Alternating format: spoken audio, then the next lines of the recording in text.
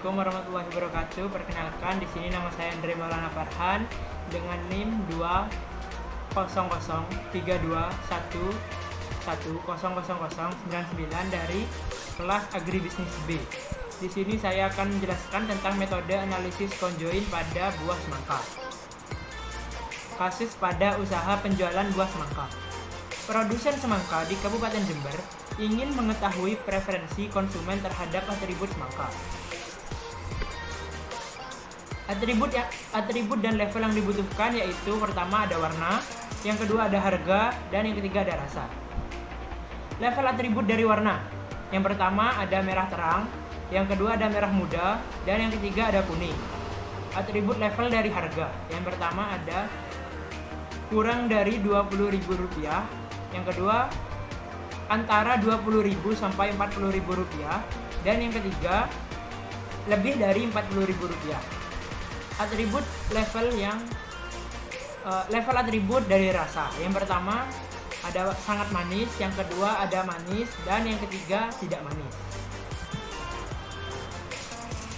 Setelah mengetahui atribut dan level atribut dari buah semangka, selanjutnya kita pergi ke dokumen dan membuat folder baru. Di sini saya telah membuat folder baru yang bernama latihan_conjoin. Seperti ini.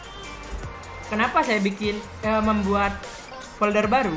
Karena nantinya folder baru ini akan memudahkan saya untuk menyimpan data-data yang saya peroleh dari SPSS. Lalu setelah kita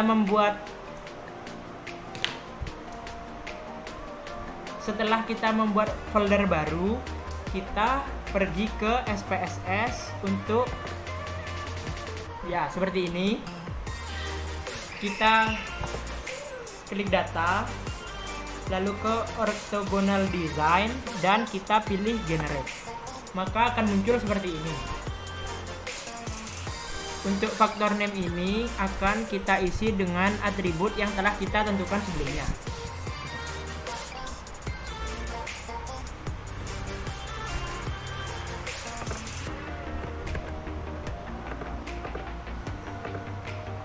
Seperti ini.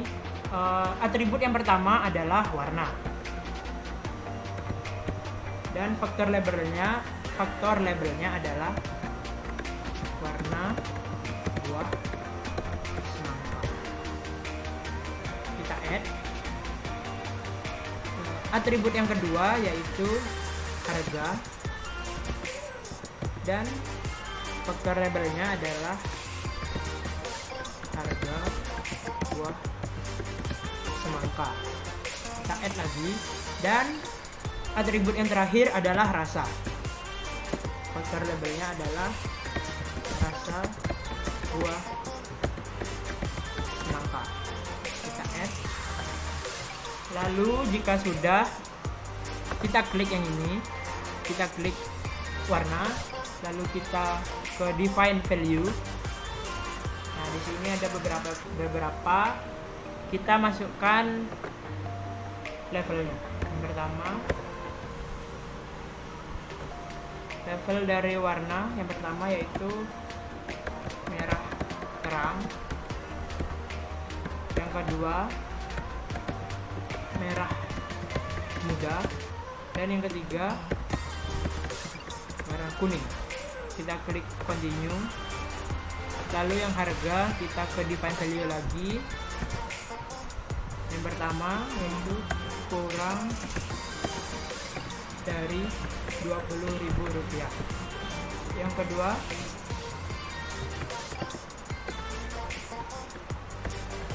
antara Rp20.000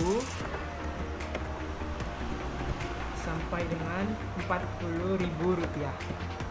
Dan yang ketiga lebih dari Rp40.000. Continue. Dan yang terakhir yaitu rasa.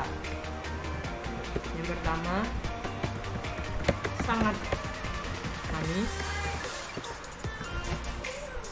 yang kedua manis, dan yang ketiga tidak manis.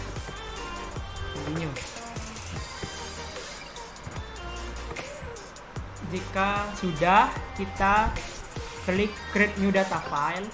Kita pilih akan disimpan di mana. Di D, latihan conjoin. Kita pilih namanya, yaitu stimuli underscore semangka. Kita save. Lalu kita klik OK. Dan hasilnya akan seperti ini. Di sini kita telah mengetahui kita telah memperoleh sebanyak 9 data. Lalu akan muncul seperti ini.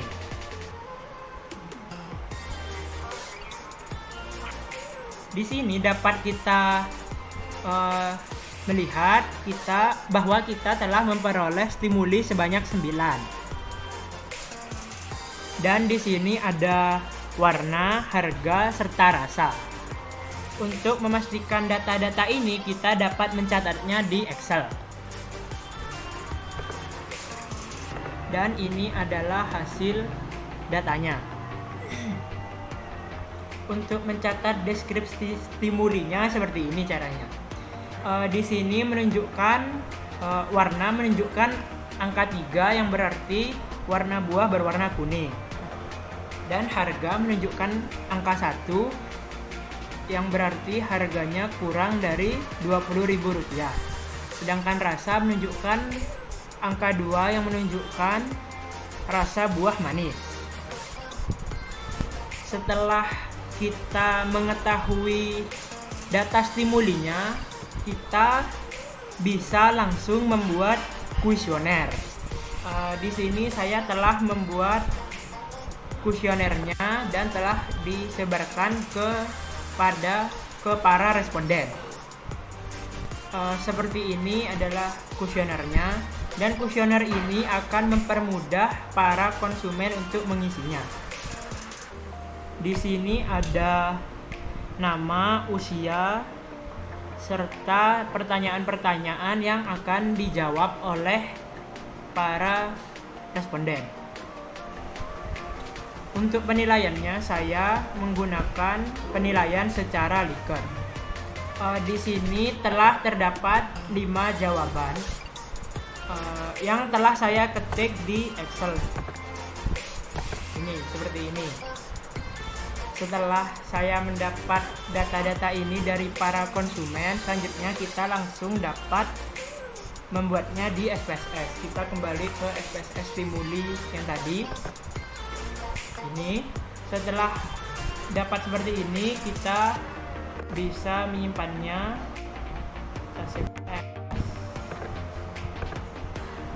Kita ke latihan conjoin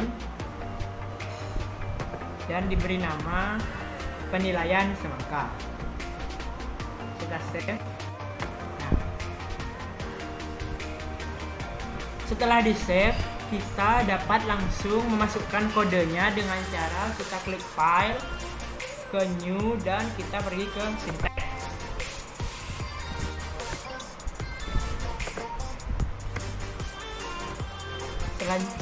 Sebelumnya saya telah menyiapkan kodenya ini, jadi kita tinggal kopas saja. Lalu kita paste di sini. Selanjutnya kita klik run dan pilih all. Lalu akan muncul seperti ini. Nah, di sini ada subjek yang pertama yang berarti adalah responden yang pertama. Di sini ada subjek yang kedua yang berarti responden kedua.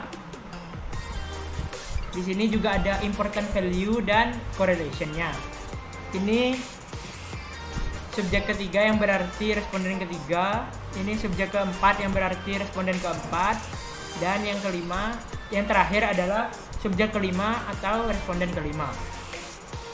Nah, yang akan kita bahas yaitu yang ini, yang bernama overall statistik dari utilities ini dapat kita lihat dari atribut yang pertama, yaitu warna.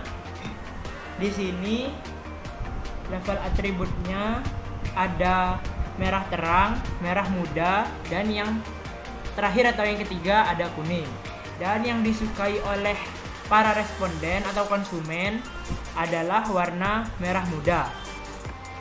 Dan yang kedua yaitu warna merah terang, dan yang paling tidak disukai oleh responden yang berwarna kuning. Selanjutnya harga.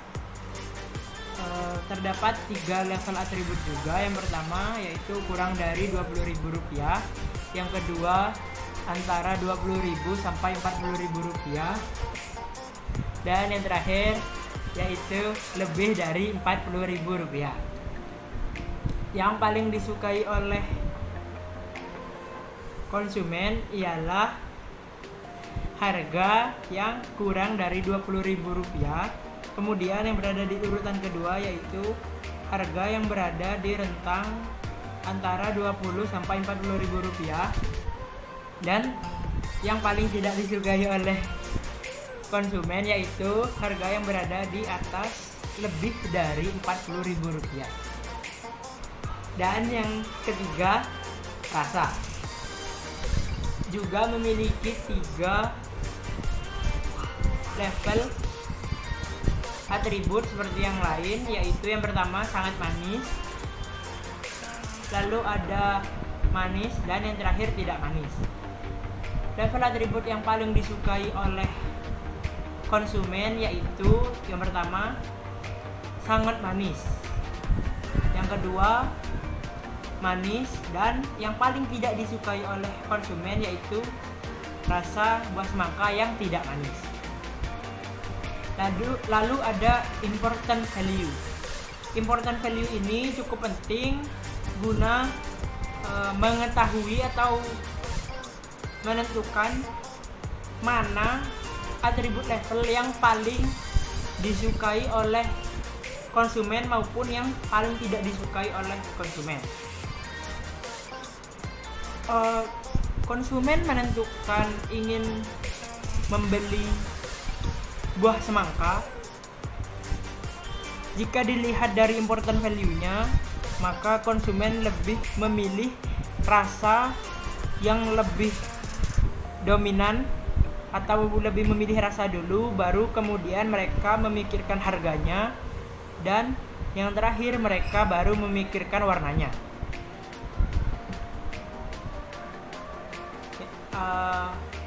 Di sini ada correlation person dan correlation kendall yang berguna untuk melihat hasil, seberapa besar hasil yang dapat dipertanggungjawabkan. Jadi jika dilihat dari uji correlation kendall, di mana value-nya berada di bawah 0,01, yang artinya hasil dari analisis conjoint ini dapat diterima. Nah, di sini saya memahami bahwa metode conjoint ini sangatlah penting dan sangat berguna, di mana nanti para produsen dapat melihat atribut sesuai dengan potensi konsumen secara tepat. Cukup sekian dari saya. Kurang lebihnya mohon maaf. Wassalamualaikum warahmatullahi wabarakatuh.